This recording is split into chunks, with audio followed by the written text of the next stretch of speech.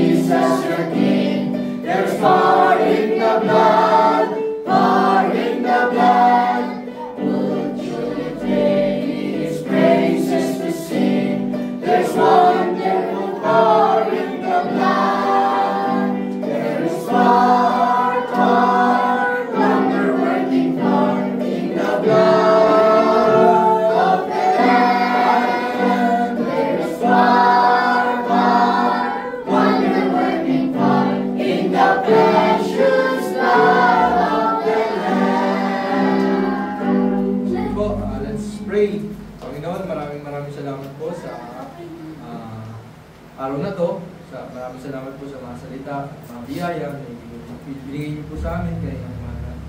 Maraming salamat po sa pag-iingat, pagdabay sa amin. Patawarin niyo po kami sa aming mga kasalanan, higabay niyo po ulit kami sa aming afternoon worship na may kayo po mapuri namin, madakila. Ito lang po iniling namin sa kami sa pangalan ng Panginoon Kristo. Amen. Hindi po, isa pa kumanta, makakaupo na po tayo. Isa pa pong awit. Hymnal 90, revive. Ilang version? Apat. Flat na kasi. Hymnal number 90. Revive us again.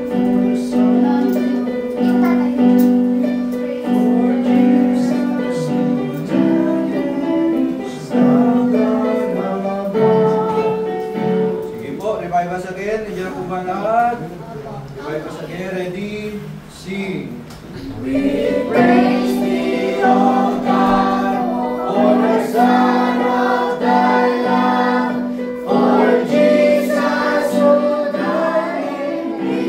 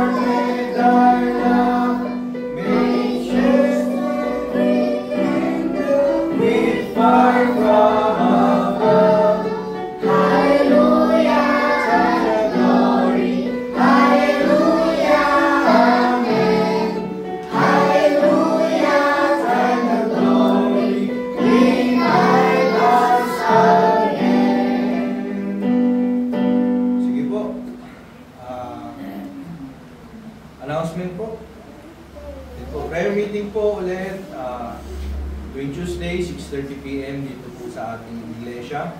Bible study po sa lugar po nila Nanay Vilma sa Primavera Homes.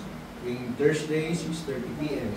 At sa tuwing Sabado, extension class, 4:30 PM sa lugar po ng Tropical Palm Residence Clubhouse. Kaila Pastor po yun sa lugar po nila. December 30, meron po tayong Family Day. Ayan po. Make sure po na napagpaalam na po ang bawat sasama. Lalo-lalo na yung mga bata sa guardian. Siguro yung meeting pastor ng next week na lang pag na-sure na yung sasama. Ang tentative natin 11 pataas. 11 pataas ang edad. Pero titignan ko pastor kung kaya naman sila. 11 pataas hanggang 13 lang. Oo, 11 to 13. Kung may sasama kayong maliit, make sure nakasama din yung magulang nun. Oo. Ayun. Kasi hindi naman lahat mababantayan. Tapos meron yung family day natin, although may activities tayo magsasaya, pero iset din natin yung expectation kung kasama yung mga magulang nyo, sisimulan pa rin natin sa Bible study.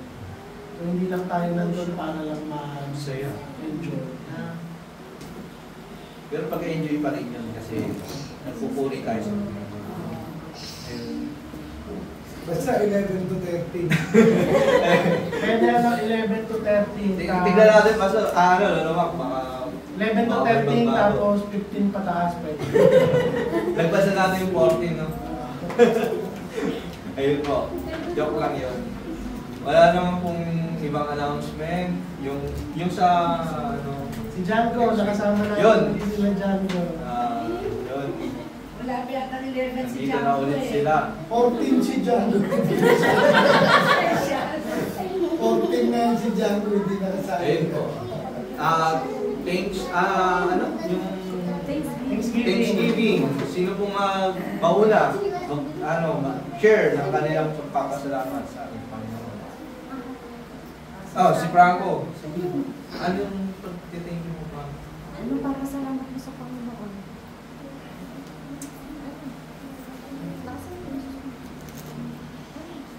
Nangulo ko lang yun.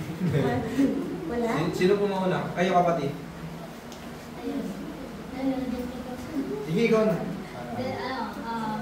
General na lang, papasalamat kami sa Panginoon sa kaayusan or paunti-unting kaayusan ng relasyon ng family side sa nanay ko. And yung pagalingan sa kapatid ko. Ayun. Papasalamat ko rin na nakahabol din kami ngayon kasi kanina hindi dapat kami magsisimba kasi may biglang pinautos sa amin. Pero ayun, awa ng Panginoon, pinaintulad niya kami na maka-attend sa gawain, sa kanyang gawain. Lola Joy kayo. Salamat lang sa Diyos sa araw-araw na provision niya sa aming mag-asawa. At salamat din sa mga araw na nagkaroon kami nila pastor, nila Lord, at mga bonding moments namin. Masaya din. Masaya yung aming family sa mga araw na niloob ng Panginoon na magkasama-sama kami. At salamat din sa Lord dahil unti-unti na medyo nagkakaroon ng kagalingan yung aking dugo. Although hindi pa ganun talaga na ako makakasalit sa iba. Pero still nagpapasalamat na kami sa Panginoon. At salamat din sa mga attender natin na patuloy na dumagalo sa atin. Ayun, sa kapag-awa ng Diyos, salamat kami.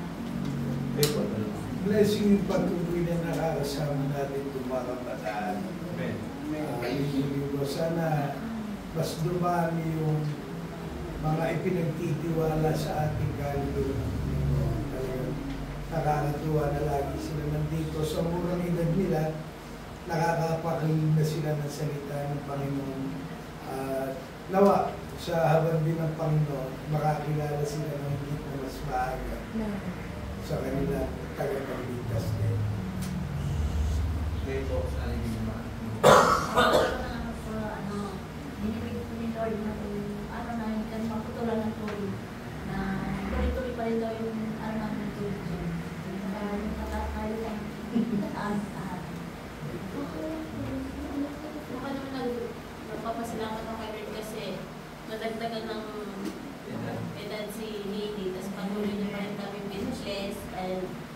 thank you Lord kasi hindi rin natuloy yung bagyo.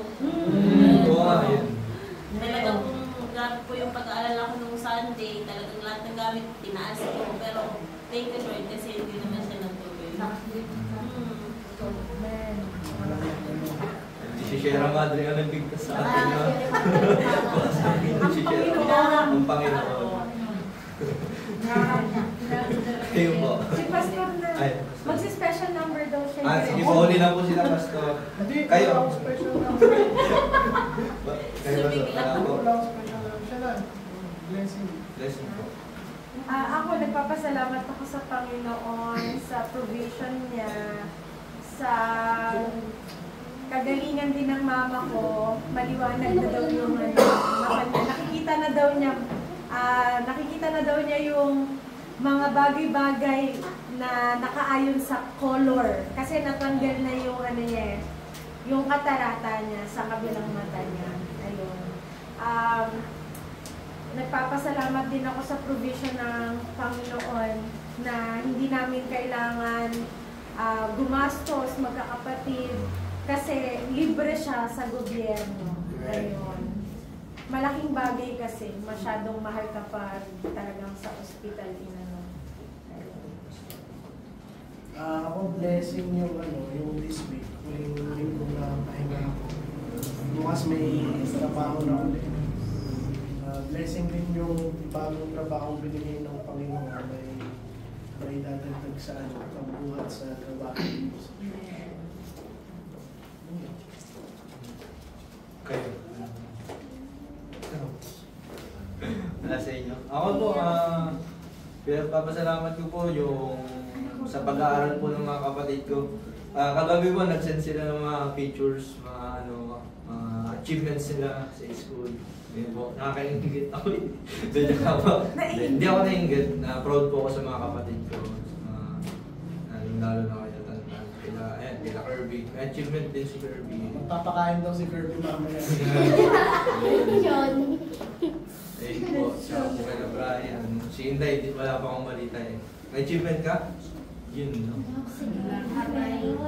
Pero okay pa rin po kasi natuturuan ko siya sa Kaya nagmamature niya si Inday kahit sa Nagmamature po. church, nakikita ko yung mature. Sa pakikinig.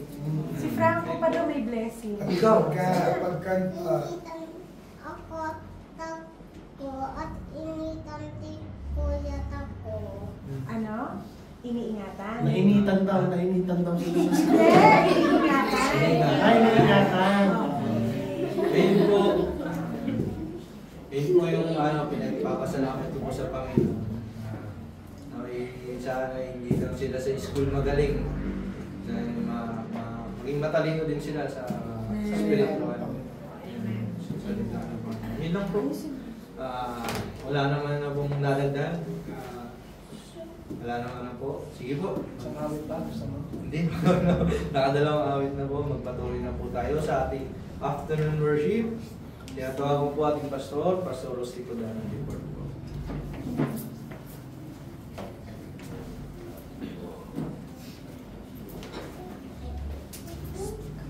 Tumayo po tayong lahat. Ito po yung muling natin. Serye sa Samuel. Natapos din tayo. Parang 2 taon natin inaaral itong Samuel. First and second. Makibukas po kayo sa akin sa 2 Samuel chapter 24. Although aaralin natin ng buo yung buong chapter, babasahin lang po natin from verse 17 hanggang 25. Nasa screen din po, basahin natin ng salitan. And David spake unto the Lord when he saw the angel that smote the people and said, Lo, I have sinned, and I have done wickedly, but this sheep, what have they done? Let thine hand, I pray thee, be against me and against my father's house. And God came and said unto him, Go out, prepare an altar toward the Lord in the Ashtoreth of Araunah, and the Jebusites. And David, according to the saying of God, went up as the Lord commanded. And Araunah looked and saw the king and his servants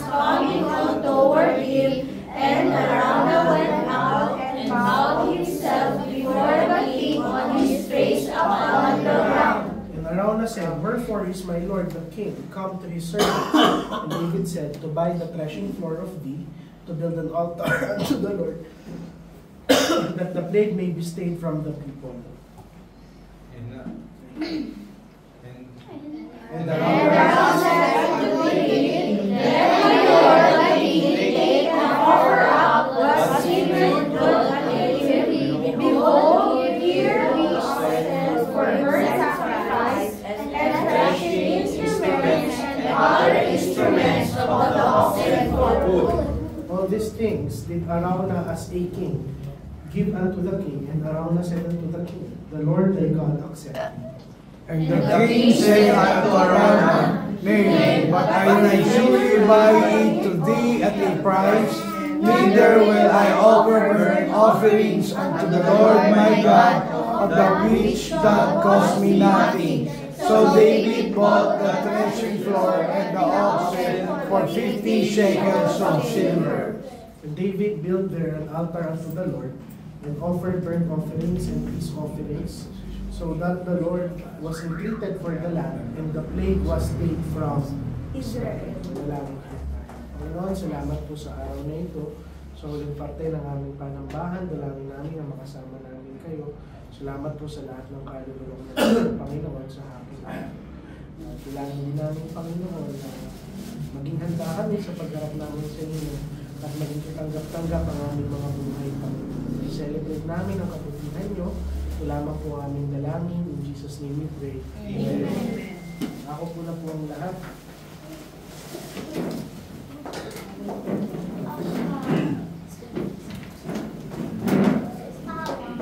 Maganda sana kung natapos yung 2 Samuel sa chapter 23, nung huli nating inaral last Sunday, na kung saan ibinigay sa atin David yung mga huling salita niya bilang hari. Pero ngayon, makikita natin na hindi doon natapos yung 2 Samuel. Sa huling yugto ng Samuel ay makikita nyo na nagkamali pa rin si David. Pinapakita na wala talagang perfectong mananampalataya. At ngayon, makikita natin yung eksena rito, hindi siya nagtagumpay, pero nagkasala siya sa ating Panginoon. Pagkatapos ng ilang taon na nananalo sila, may prosperidad yung kanilang syudad, mapayapa yung kanilang syudad, yung magiting na warrior ng ating Panginoon na tumalo kay Goliath. Nagsimula siya ngayon magtiwala sa sarili niyang lakas at sa lakas ng kanyang kampo. At may kita natin yung warning dito bilang mga mananampalataya, na minsan yung success natin sa buhay ay mas delikado pa kaysa sa mga oras na kung saan naghihirap tayo. Dahil madalas sa mga oras na komportable tayo, may hawak tayo, hindi tayo nagkukulang, madalas ay nakakalimutan natin ang ating Panginoon at mas nagtitiwala tayo sa ating mga sarili. So para mabigyan ng konteksto, yung unang punto natin from verse 1 hanggang 9, although hindi natin binasa, makikita natin yung kasalanan ng kayabangan sa puso ni David. Sabi sa verse 1, and again, the anger of the Lord was kindled against Israel. Sa kwento dito, yung pinakakasalanan dito ni David, gumawa siya ng census. Alam niyo naman po siguro yung census na ginagawa sa ating bansa. Kung kumakatok yung mga nagsusurvey, taga-NSO, at tinitingnan ilan yung bawat isang tao sa loob ng pamilya. Ganun yung ginawa ni David. Gumawa siya ng census upang bilangin kung ilan pa yung mandirigma niya na pwedeng lumaban sa huling gera na kanyang kahaharapin. Ang pagkakamali dito ni David, kung iniisip natin, wala namang masama sa ginagawa dito ni David. Baka nagpaplano lang siya bilang hari at general. Pero ang totoo dito kung bakit niya ito binibilang, dahil nandun yung kayabangan niya na dahil marami silang army, ay kaya niyang talunin ng kahit sino man na makikidigma sa bayan ng Israel. Nakalimutan niya na ang tanging nagpapanalo sa bayan ng Israel ay ang ating Panginoon. Pangalawa, makikita natin dito yung temptation ni David na bilangin yung mga tao. Inutusan niya si Joab, go and number Israel and Judah. Nung una ko itong inaral, bata pa ako, baguhang preacher pa lamang ako. Naisip ko na kung saan, nagiging mabuting steward lang naman si David. Binibilang niya yung mga taong ipinagkatiwala sa kanya ng ating Panginoon. Pero habang lumalalim ako sa pag-aaral na unawaan ko, na vanity ito ng isang hari. Inilalagay niya yung tiwala niya sa dami ng tao na kanyang sinasakupan. At malaking pagkakasala ito sa parte ni David. Dahil yung isang shepherd boy na walang ibang inasahan nung lumaban siya kay Goliath kung hindi ang ating Panginoon, ngayon, ang desire ng puso niya, kalkulahin yung lakas ng kanyang kaharian base sa lakas ng tao. At delikado ito para kay David. Bakit? Tinatanggal niya yung reliance niya sa ating Panginoon at nagtitiwala siya ngayon sa sarili niyang kalakasan. At yung scripture ngayon, paulit-ulit tayong winawarningan na yung kayabangan sa ating mga puso, madalas sa madalas, dinidisguise niyan ang kanyang sarili sa stewardship ng kung ano yung mga bagay na meron tayo.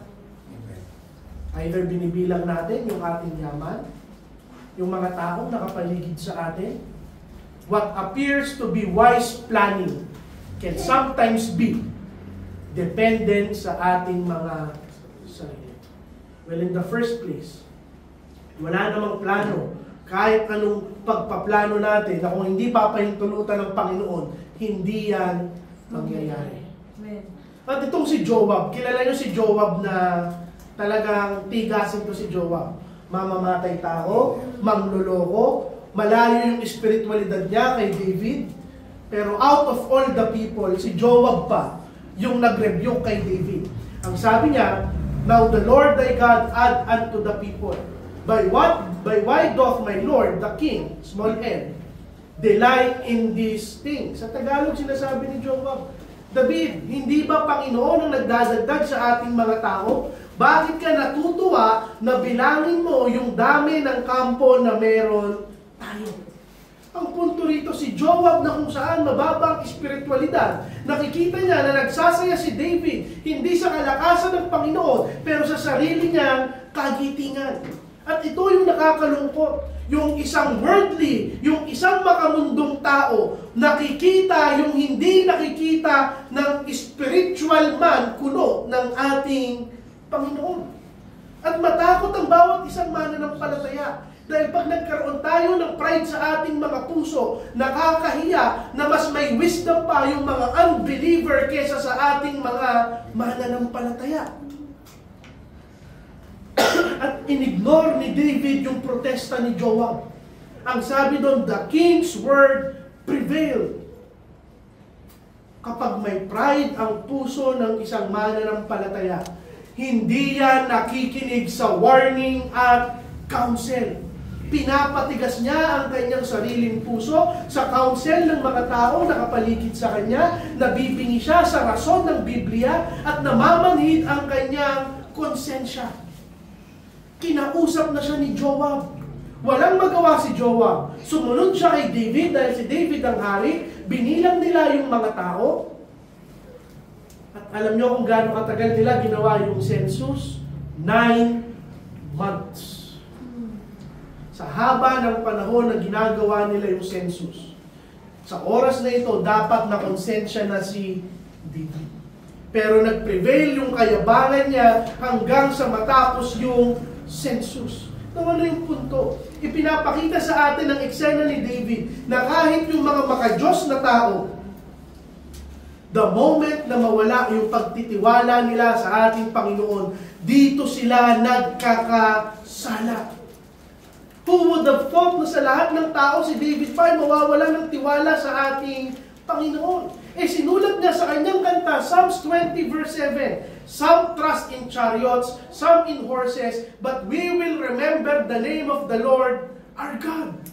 Siya nagsulat na yung iba nagtitiwala sa army, sa kabayo, sa chariot, sa sandata. Pero kami magtitiwala kami sa pangalan ng aming Panginoon. Yung lalaki na nagsulat ng napakagandang salmo na ito, nagtitiwala ngayon sa sarili niyang lakas. Ano yung punto? Pride blinds us. Binubulag tayo ng ating pride. Yung pride natin, tinutulak tayong kalimutan kung kanino talaga nanggagaling yung pagkapanalo natin sa ating buhay. Yung pride, itutulak niya na kunin yung credit sa ating Panginoon. That I am the one who wins. No, kapatid, ito yung application sa bawat isa. Yung kasalanan ng pride at ng kayabangan, hindi yan laging maingay. Hindi yan laging nakikita. Minsan nakatago yan at dinidisguise yan ng mga Kristiyano as wisdom, as success, as dreams, as ambitions. Pero ito yung katotohanan. The moment na sukatin mo, yung worth mo, yung confidence mo, yung ministry mo, apart from God, diyan nagsisimula ang kayabangan. At katulad ni David, binibilang mo na yung tao. Gumagawa ka ng sensus sa iyong buhay.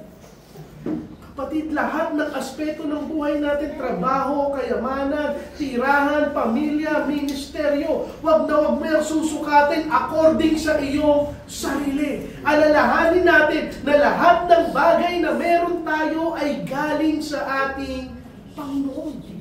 Yung totoong seguridad, hindi yan nakasalalay sa kung ano yung mabibilang mo sa buhay mo. Dahil kahit gaano karami yung meron ka, ano pa man yan, nauubos yan. But you can count to the God na nagbigay sa iyo ng lahat ng bagay na iyan. Now from verse 10 hanggang verse 15, makikita mo, although nagkasala si David, he is still the man after God's own heart. Nagkasala man siya, pero nandun pa rin yung conviction sa puso ni David.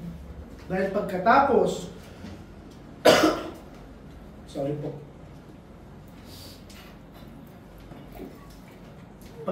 matapos ng census, nung nabilang na nila lahat ng tao, ang description doon, yung konsensya ni David, gumising na parang may dalang espada at tinusok at sinugatan ang kanyang puso.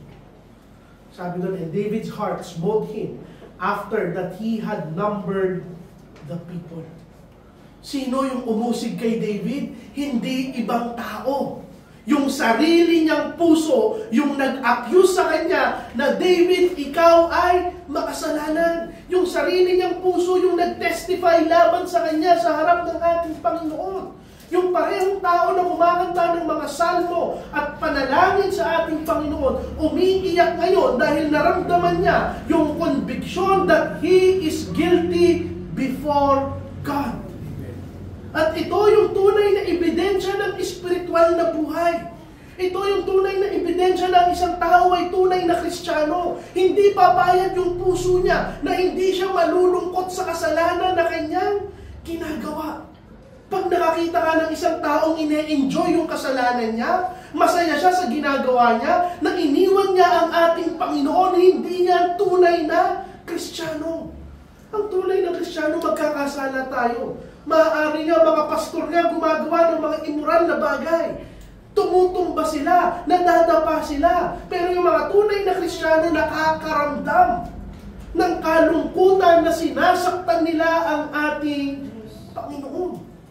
Pero pag nakakita ka ng isang taong nagsasabing Kristiyano siya, pero sa kalagitnaan ng kanyang kasalanan ay kaya niyang matulog ng mahimbing at masaya siyang gumigising, hindi yan tunay na mananampalataya. Alam nyo, yung sabi dito, David's heart smote him. Pag sinabi mong smote, para siyang pinapatay ng sarili niyang puso. Hindi yun regret. Pag sinabi kong regret, hindi siya nagsisisi dahil nahuli siya. Hindi siya nagsisisi dahil may parusa siya. Nagsisisi siya dahil nandun yung kalungkutan ng puso niya na sinaktan niya ang kanyang Panginoon. At yung ganitong klase ng kalungkutan, hindi ito nanggagaling sa tao. Galing yan sa pagkilos ng banal na espiritu.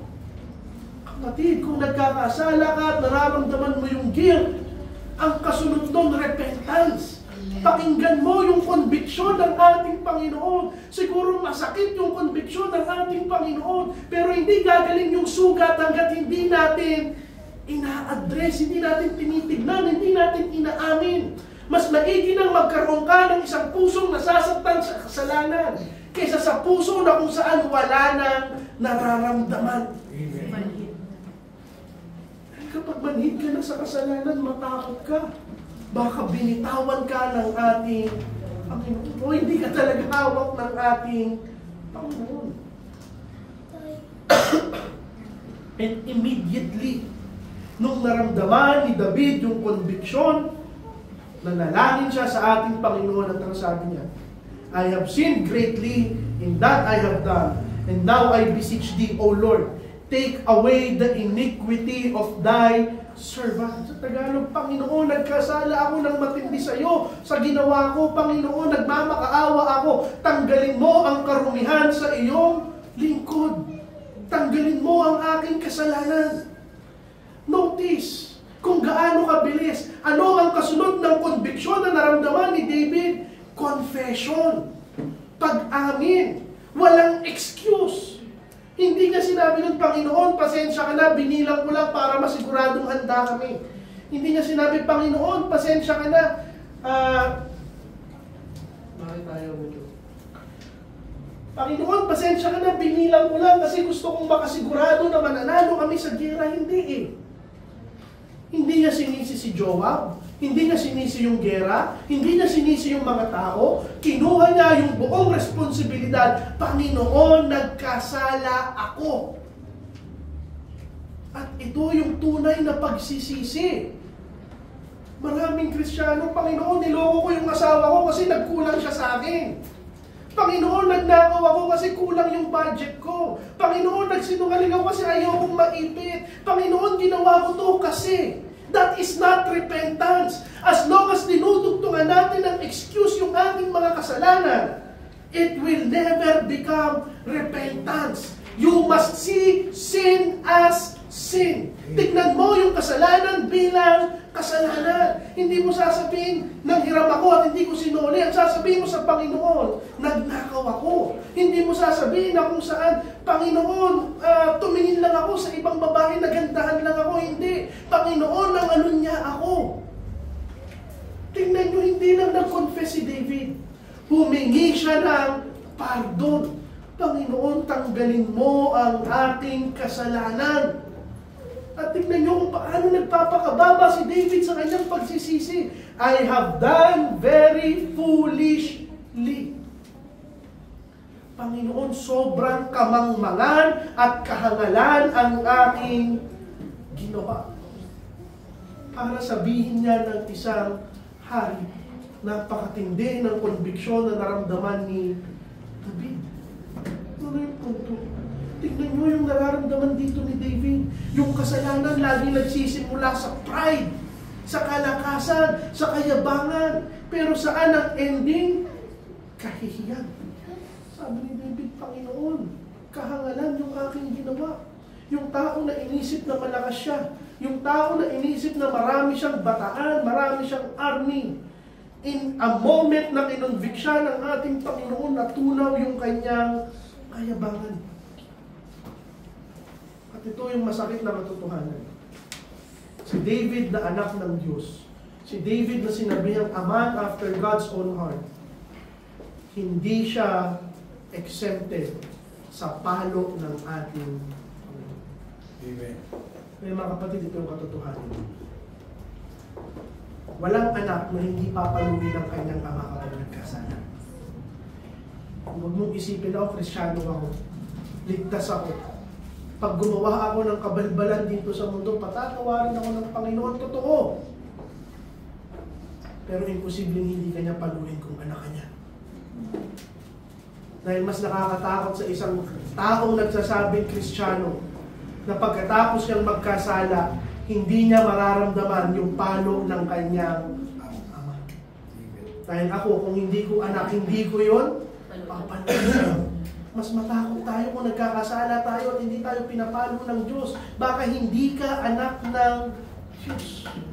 At ngayon tingnan nyo si God. G-A-D, hindi Panginoon, God. Isa siyang propeta. Pinadala siya ng ating Panginoon at pinapili niya si David. Mamili ka ng palo ng ating Panginoon sa iyo. 7 taon na taggutom sa bayan ng Israel. 3 buwan na kung saan matatalo kayo ng mga kaaway at wala kayong choice kung hindi tumakas, o 3 araw na kung saan magpapadala ko ng peste sa inyong lugar. And each choice, nire-reveal niya na kahit anong piliin ni David, nandun yung gravity ng kanyang kasalanan. Nandun yung bigat ng kanyang kasalanan. Ano yung punto? Totoo, God forgives us ng ating kasalanan. Patatawarin niya tayo. Pero hindi mo pwedeng tanggalin yung masakit na epekto at kapalit at konsekwensya ng ating mga kasalanan. Dahil kailangan tayong itama ng ating tatay. Tingnan niyo yung response ni David. I am in a great strait. Let us fall now into the hand of the Lord. For His mercies are great. And let me not fall into the hand of man. Pinili ni David na kung saan. Hindi niya pinili na kung saan tataka sila doon sa mga kaaway. Pinili niya, Panginoon, ayokong matalo ng tao. Hayaan mong ikaw ang tumalo sa akin. At nagpadala ng peste ang ating Panginoon sa Israel. At alam niyo kung gaano karaming tao yung namatay? 70,000. Dahil sa kasalanan ni David. Pero, hindi salbahe yung ating Ama sa langit. Pagkatapos ang gawin ng Panginoon, naawa siya kay David. Siya mismo ang nagsabi sa anghel na pumatay doon sa 70,000 people. Tama na. Makikita mo dito yung palo ng Panginoon, pero makikita mo rin dito yung compassion ng ating Panginoon. Bakit? Dahil yung conviction na nararamdaman ng bawat isang mananampalataya, hindi yan ibinigay ng Panginoon para sirahin tayo. Kung bakit tayo nako-convict, kung bakit tayo nalulumo, nalulungkot sa ating kasalanan, ay parang itulak tayo ng ating Panginoon pabalik sa Kanya. Amen. Immaturity para sa isang anak na isipin na pinapalo ako ng aking magulang dahil tinataboy niya ako. Pinapalo ako ng aking magulang dahil gusto niyang mapalapit ako sa Kanya.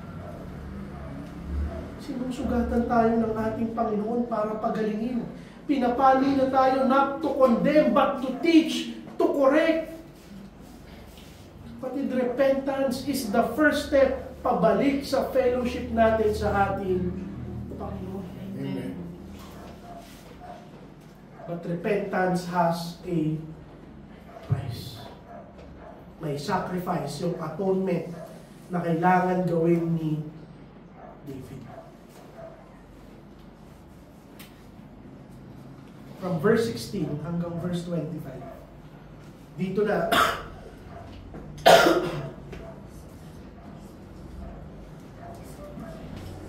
dito na nagsimula yung ating text.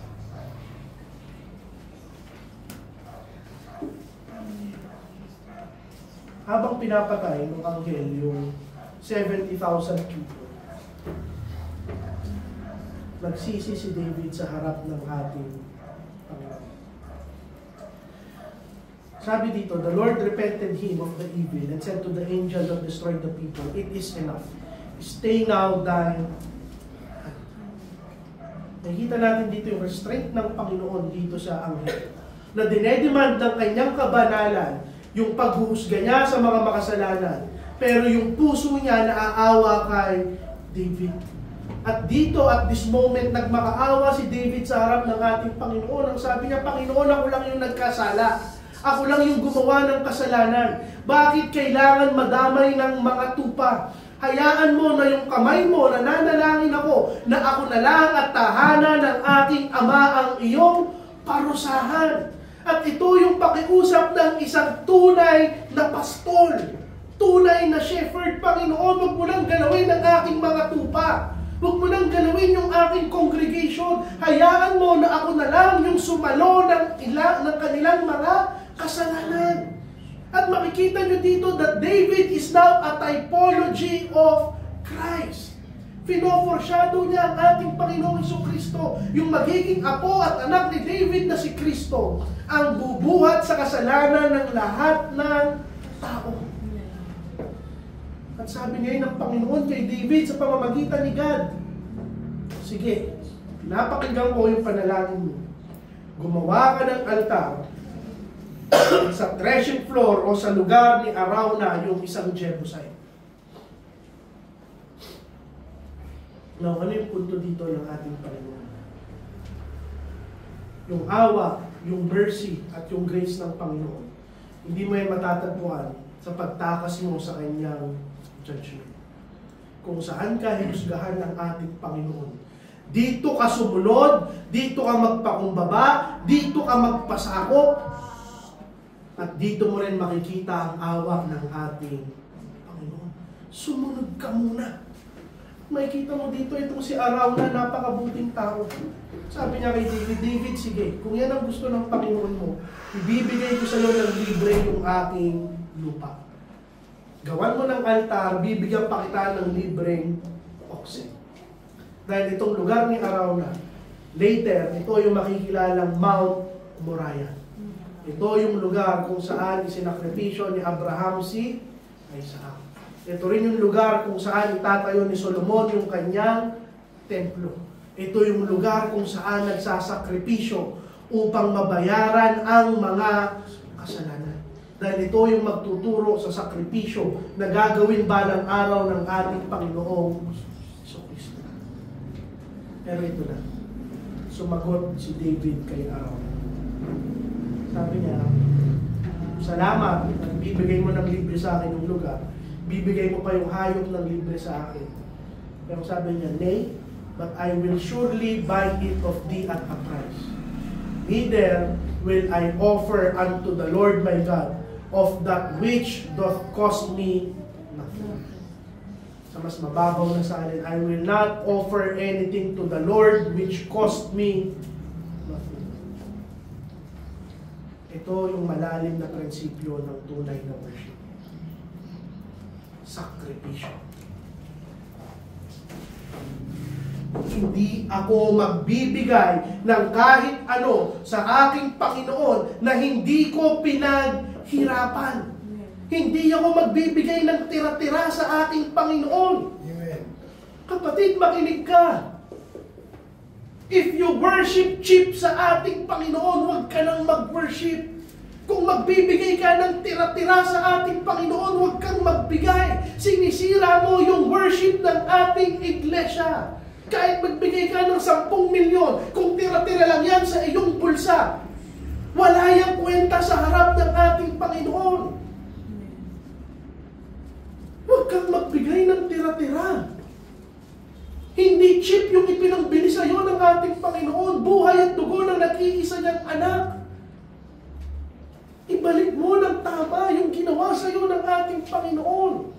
Sukatin mo yung devotion mo, hindi sa kung gaano kadali yung offering mo, kung hindi gaano kadali yung oras mo.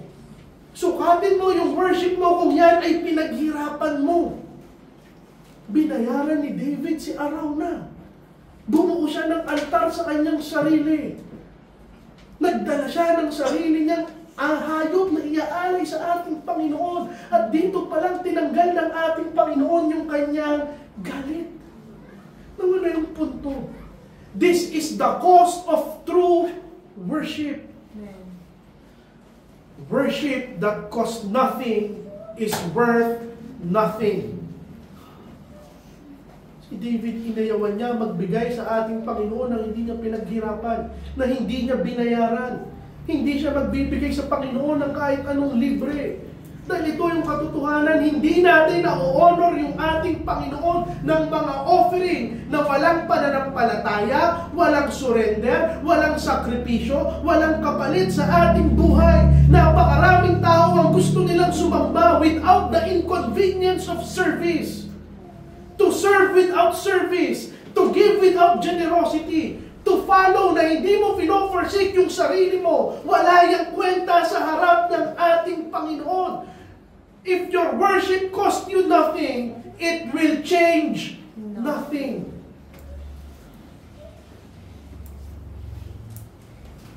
Hindi lang yun. Yung tunay na worship, it demands ownership. Hindi ka manghihiram. Hindi ka manghihingi. Si Arauna, inoffer niya yung lupain kay David. Anong sabi ni David? Hindi.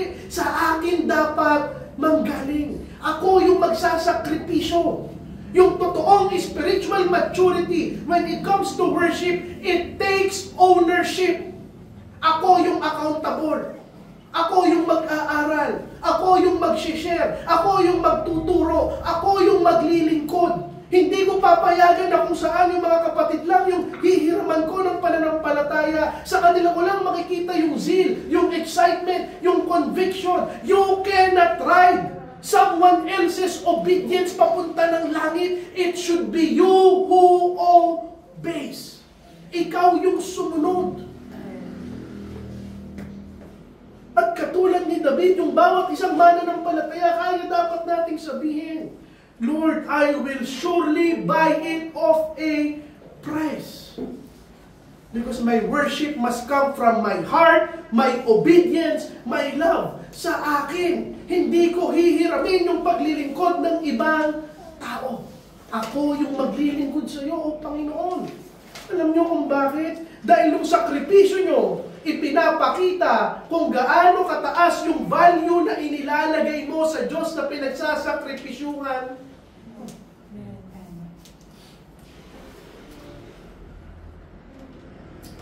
Simple lang. Kung manliligaw ka ng isang tao o ng isang babae, pinapakita ng mga lalaki yung pag-ibig nila kung gaano sila kawiling magsakripisyo. Yung cost ng offering mo. Hindi ko sinasabing kailangan mo magbigay ng malaking pera sa church. Hindi po yun yung sinasabi ko. Pero yung halaga ng ibinibigay mo sa Panginoon, oras man, pera man, panalangin man, talento man, pinapakita niyan kung gaano mo iniibig ang ating. Kung napakarami mong oras, tapos kakarampot lang yung binigay mo sa Panginoon, it shows. Kung may kakayanan ka, financially, bless ka ng Panginoon at hindi mo kayang unahin ng iglesia, it shows.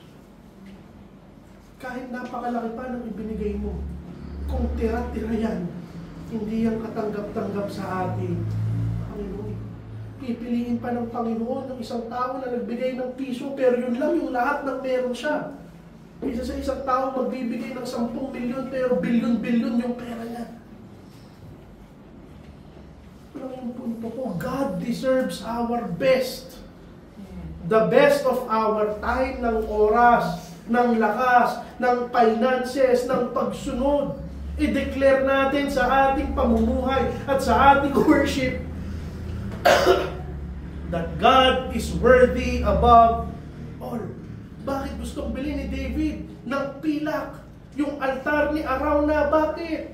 Dahil unawa niya na kahit ubusin niya yung lahat ng pilak sa mundo, hindi niya mapapantayan yung kabutihan ng Panginoon sa kanyang buhay. Ito yung masakit sa napakaraming Kristiyano. We offer cheap worship, pero expect natin sa ating Panginoon yung maximum niya na ibigay sa atin, mahiya tayo. Ito yung katotohanan, kapatid. Obedience is better than comfort. Hindi ka nandito para maging komportable. Hindi tayo naglalaro. Hinahanap ng Panginoon sa atin tunay na pagsunod, tunay na paglilingkod, tunay na worship. At alam niyo kung bakit kailangan mahal yung worship natin? Kung bakit costly yung worship natin? Dahil mahal din yung ibinayad niya sa kasalanan mo para makapag-worship ka. Tandaan nyo, 70,000 na tao yung namatay dahil sa kasalanan ni David.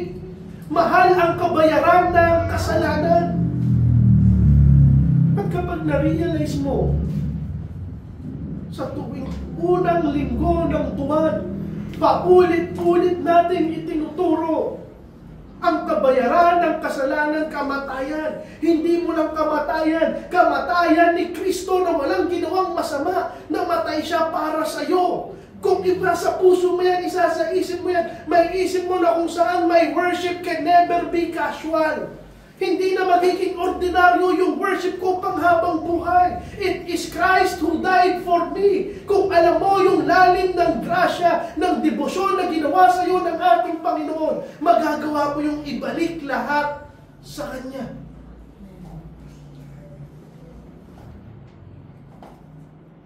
Kapatid, grace is free, but it was never cheat.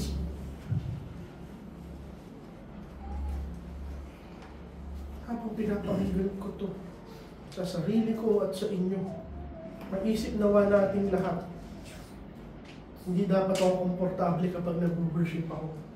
Ibibigay ko yung lahat ng meron ako sa aking Panginoon. Tandaan niyo.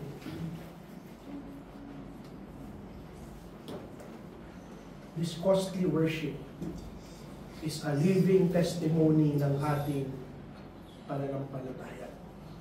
Dahil sa lahat ng sakripisyo na ginagawa natin sa Panginoon, sinasabi natin, God is worth all of this and more. Pag nakita ng ibang tao yung pagsunod natin over convenience, kabanalan over compromise, pagbibigay over sa ating mga sarili, yung buhay mismo natin, magiging isang buhay na preaching na nagsasabi, nagsisigaw, worthy ang ating Panginoon ng ating buong buhay. Kapatid, hindi lang para sa iyo yung altar. Dahil nung ginawa ni David yung altar na yan, nung binili niya yung lugar ni Arauna, sinecure ni David na ito yung templo na pagtatayuan ng kanyang anak.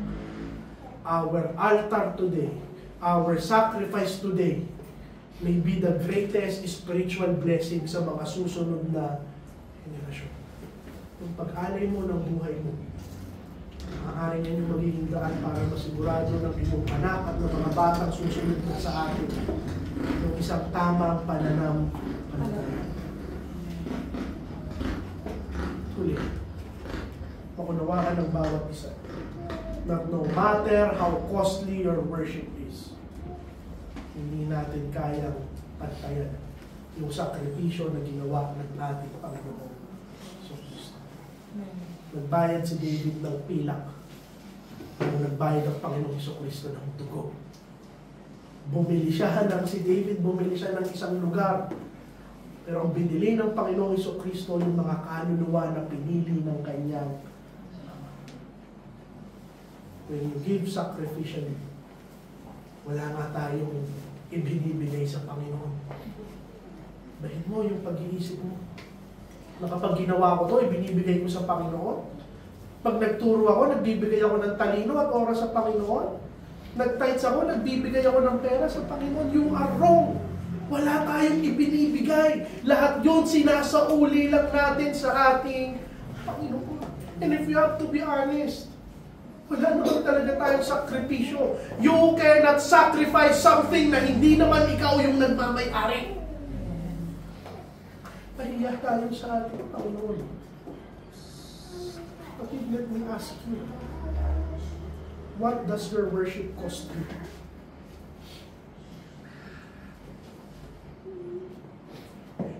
Hindi pwede na mag-uupo lang tayo.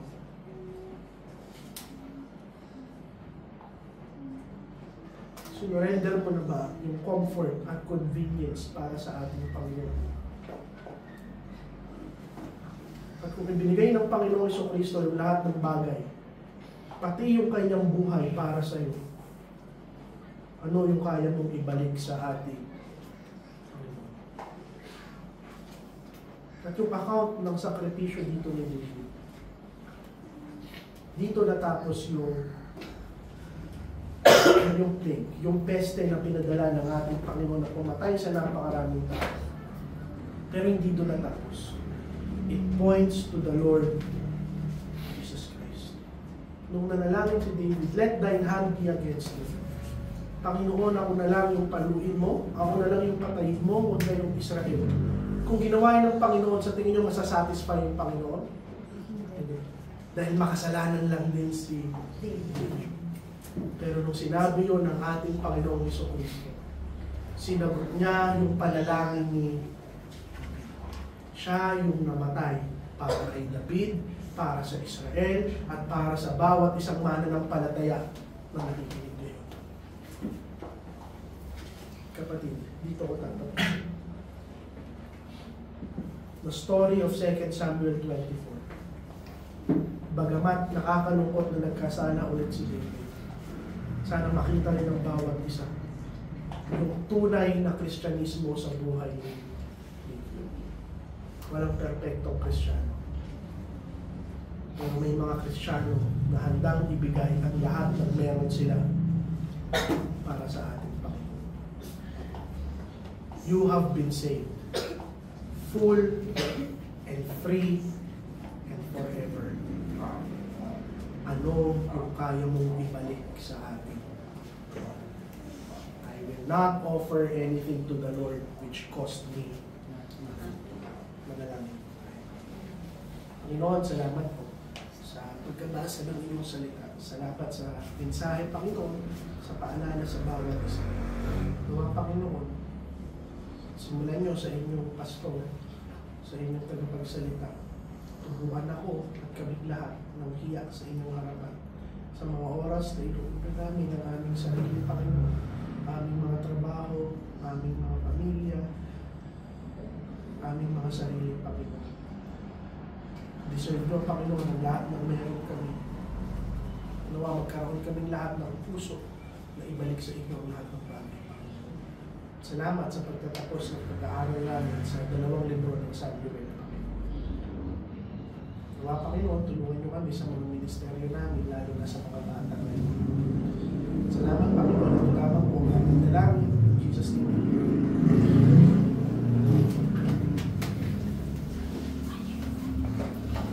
Sige po, nakumayo po tayo lahat at awitin po natin Victory in Jesus. Hymnal 118.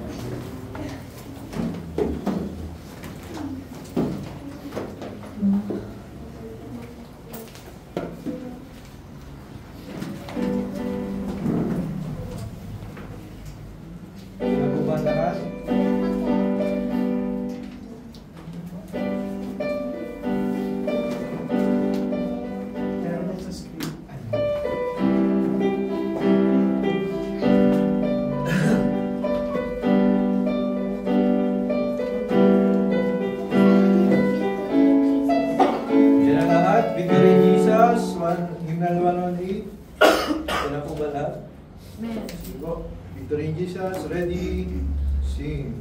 I heard an old story, how Savior came from glory, how He gave His life on Calvary to save a wretch like me.